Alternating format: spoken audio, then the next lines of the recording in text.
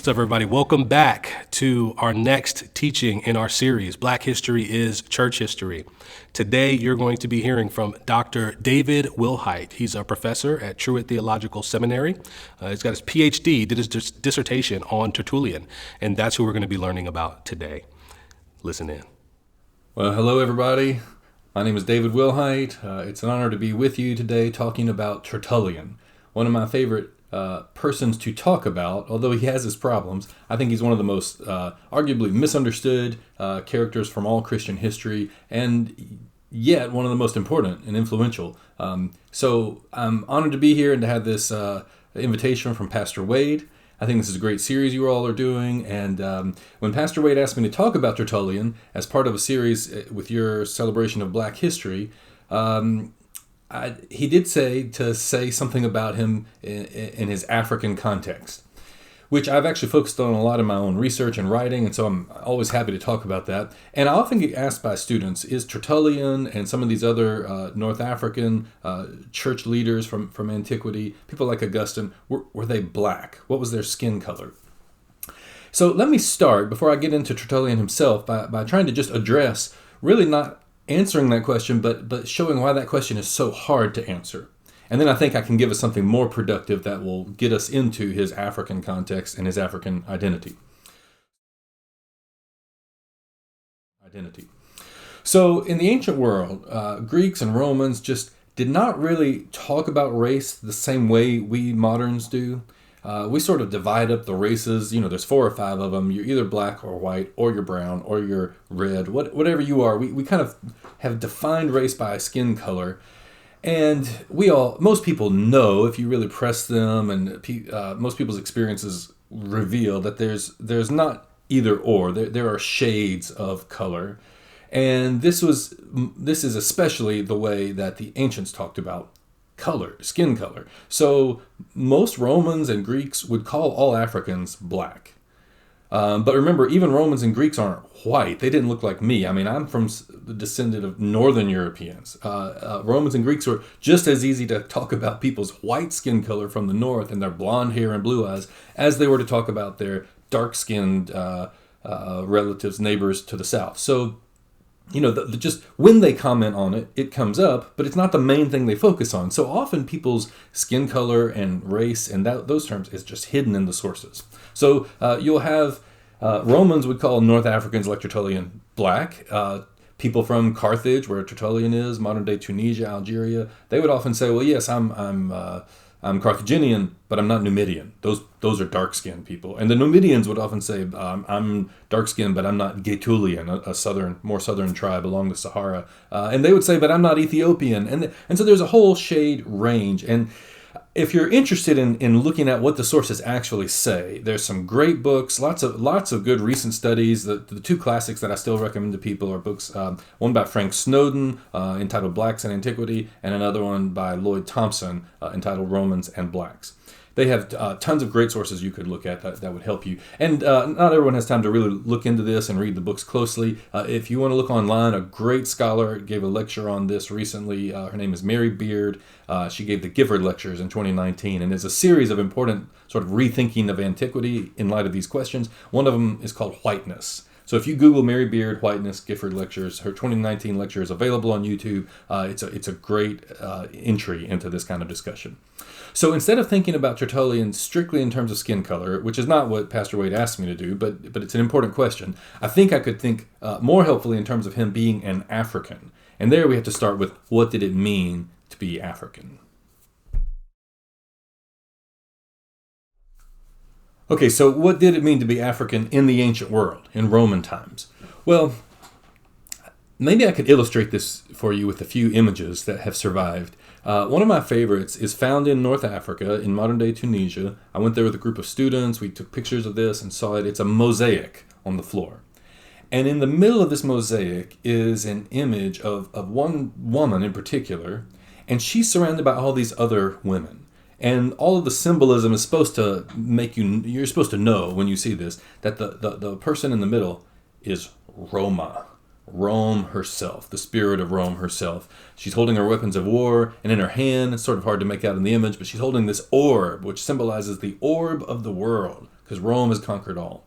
And then all these other women who are in mosaic pictures around Rome, they represent the different provinces that Rome has conquered.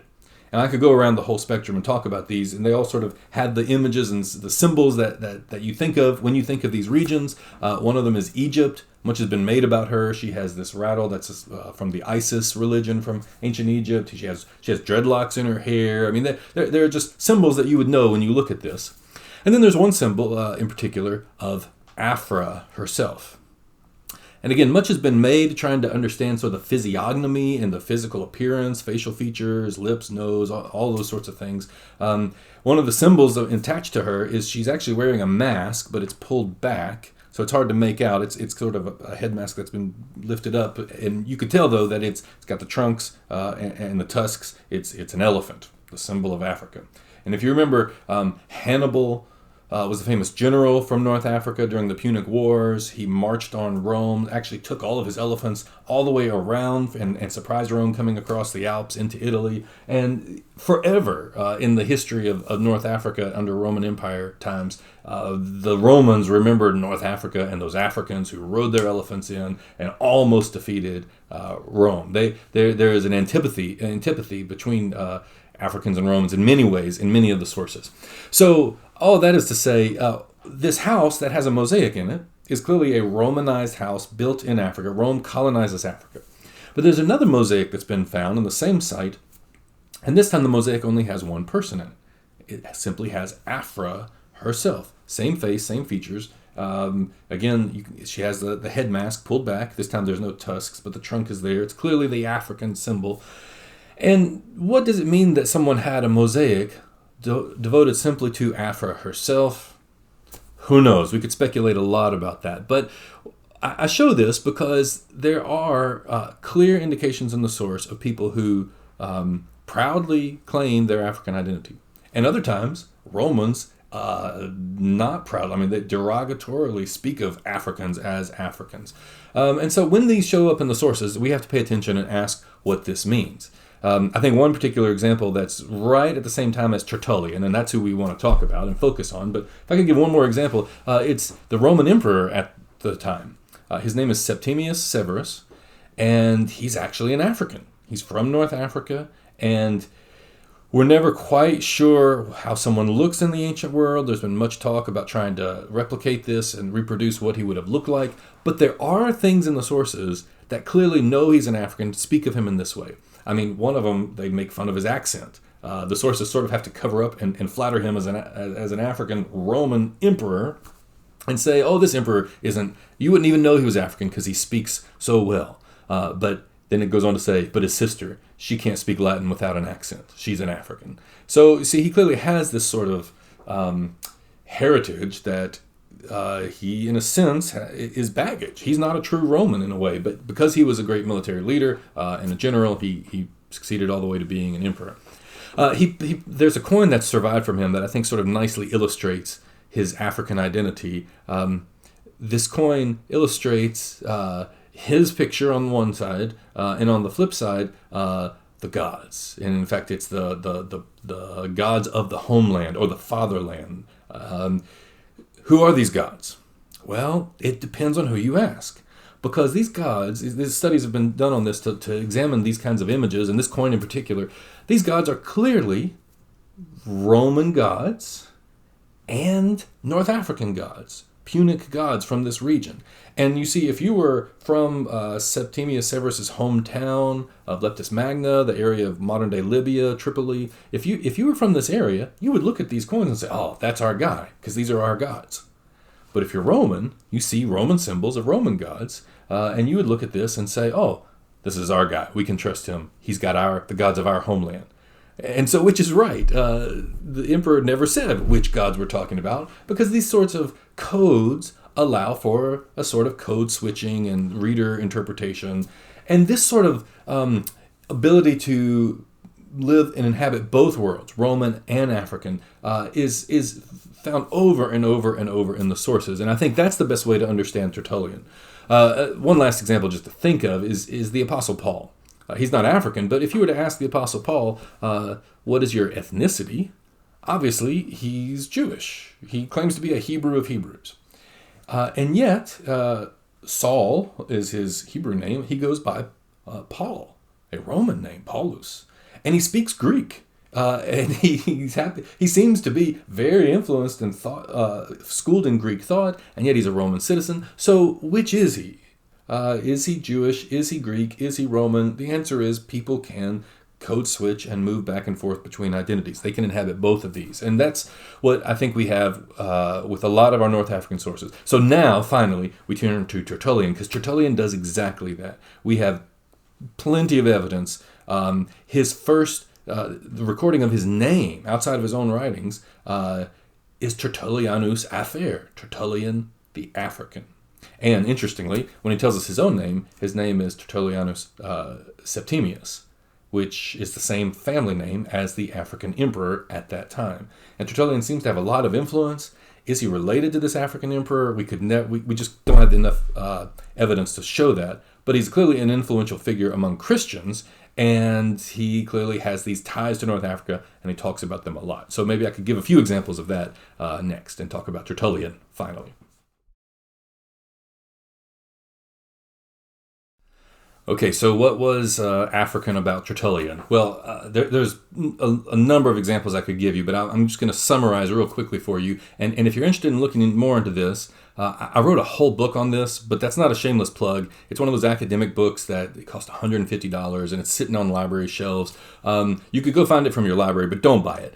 If you Google my name and Google Tertullian, you'll find a chapter that I put online where I summarize all of this, and you can read that for free if you want to go more into what he says. But I've already mentioned one example. He's related to the emperor, or maybe related to the emperor. He has the same local family name of this North African group. And he also is the first to actually coin the word Romanitas. Like, Roman historians have always used this word because they differentiate people with Romanitas versus whatever else, other peoples, right? So what Jewishness versus Romanness and Greekness versus Romanitas. Well, Tertullian coins this phrase. He's the first recorded instance of it, and he uses it in an exact contrast with what he calls Punicitas. Remember the Punic Wars, Punic heritage? He says that his local people have so embraced Romanitas that they have forgotten their Africanness, their Punicitas, their Punic heritage, North African heritage. He gives a few examples of how this has happened. He actually references Hannibal. Remember that guy? There was a Roman senator who was against Hannibal, against all the Punics during back before Tertullian, during the time of the Punic Wars. This Roman senator would end every speech in the Senate, no matter what he's talking about, budgets, new laws, it didn't matter, and he would end every speech by saying, "And Carthage must be destroyed." Carthage, where Hannibal was, the North African capital. Tertullian references this, and he talks about this, how silly this speech was, and how could Carthaginians, North Africans, people with Punicitas, how could they support Romanitas and be a part of these sorts of things? So he actually tells people, stop wearing the Roman toga, right? The symbol of Romanness. And instead he talks about, the Latin word is the pallium, which is, he describes it as a simple cloak that you would wear over you. It's just sort of a square gown that he says was the traditional heritage of his people. He says, wear that. Don't wear the Roman toga. There are other examples I could give you. He has a way of talking about sort of his history, his heritage of Africa. Carthage was founded by a queen known in the sources as Dido. He tells about how the Roman version of the story, Aeneas is the founder of Rome. He comes from the Trojan War, and he falls in love with Dido, but he has to let her go, and he has to go found Rome because, according to that story that Romans tell, he was called by the gods to do that. Well, Tertullian has a different version of the story. He doesn't say that Dido was so heartbroken that she committed suicide when he left. That's the Roman story. He says that this Aeneas actually tried to abduct her, tried to forcibly take her, and instead she committed suicide as a way of preventing herself from this awful thing. So historians think that Tertullian clearly has a local African version of the story. I mean, he sees her as the hero, not Aeneas. So there's example after example of that where his sort of African identity comes to the surface. He talks about Africa as my homeland, my patria, my fatherland. And so I think it's important to explore this. As I say, with Paul, no one would ever study the Apostle Paul or study his letters without being aware of his Jewish heritage and identity, even though he's writing in Greek. Well, Tertullian, I think, should be studied in light of all of this heritage from North Africa that he talks about, even though he's writing in Latin. But now, it's his African heritage. I just scratched the surface on that. Let me just give you a little bit of information about what he contributes, really, to our Christian thinking, because he's a very important theologian and writer. Okay, so now let's get into Tertullian's contribution as a Christian. He's, as I said, one of the most influential thinkers, and yet he's in many ways just been eclipsed. He gets into some trouble late in life. He argues with a lot of different people, including the Bishop of Rome. Later writers call him a Montanist, which is a schismatic, heretical group. And I don't really have time to get into all of that, but historians now see that Tertullian never was a heretic in that sense. He was never a schismatic breakaway. What he really supported was ongoing prophecy, strict discipline about things like fasting and marriage rules and all of that. He insists on one marriage for life. These are things that is not heretical on his part. It's things that he and his community seem to hold dear. So because of that bad reputation that he got for a generation later, many writers wrote him off or dismissed him. And then, of course, the next major Latin writer to come, the most influential Latin writer of all, is Augustine. And he's also from North Africa. He's hugely influenced by Tertullian. But once Augustine starts writing, he writes so much more, says so much more, and no doubt he's a genius that, as I say, he just eclipses Tertullian. So people look to Augustine, which is they should do, but I think people also should look back behind Augustine to the person who influenced him, and that's Tertullian. And Tertullian is the first Christian to write in Latin. And that's significant because even today, in our Western Christian tradition that went through the Roman Catholic, medieval times, Protestantism, all the way up to our English Reformation, all of us who sort of descend from that and speak English Christian are influenced by Tertullian's theology. Because virtually all of our English vocabulary, Christian vocabulary, that sort of comes through our King James English, those sort of, proper words like justification, sanctification, propitiation. I mean, these are all Latin words Tertullian chose, and they just get anglicized, as I say, through our King James English. So justificatio is the Latin word that he chose to talk about what we call justification. Sanctificatio, propitio, these are Latin words. And when Tertullian comes, he speaks Greek, he knows the Greek scriptures. He, as I said, is Punic, which is a cognate of Hebrew, and whether or not he read Hebrew is unknown, but he clearly has this sort of pre-Latin, pre-Roman Christian background and content that he's got to translate into Latin and into Roman way of thinking. So he's got to figure out how to do this, and he's just, for that alone, it's hugely influential. I mean, one of the key words that he coins, or he's the first to use, is the word Trinity.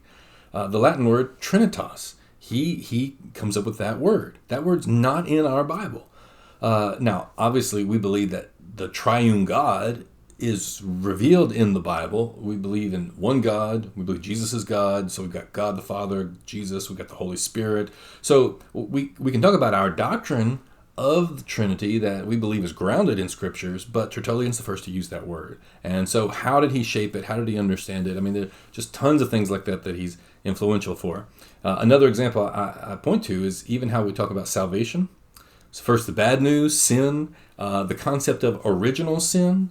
That phrase is not in our Bible, but Tertullian is the one to clearly teach that concept. And we believe that concept is there in Paul. All have died, all have sinned, all have been born into sin, all have sinned and fallen short of the glory of God. But why? How does that happen? Tertullian's the one to really, in Latin, the first to really clearly speak about original sin as a state you're born into. Adam and Eve's original sin resulted in everyone else being born with this propensity to sin, this inevitability towards sin. This it's as if we all have this sin disease that we need to be cured of, this crime that we need to be forgiven of. So That's the bad news. The plus side is Tertullian talking about salvatio, salvation.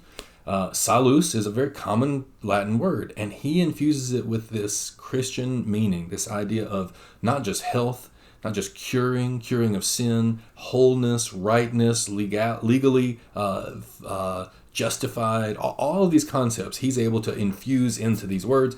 And these concepts are still around. Protestants will come along and insist on a specific understanding of salvation. The phrase that the Protestants used was sola gratia, by grace alone, which of course you can find in Paul in Greek. Tertullian actually uses that phrase, sola gratia. He's the one who insists on this, being true to Scripture, but translating it into Latin thinking and into Western thinking. And because of that, he's influenced the whole Western Christian tradition. So I could go on and on. I mean, Tertullian is the first person to write an entire text, an entire treatise on prayer.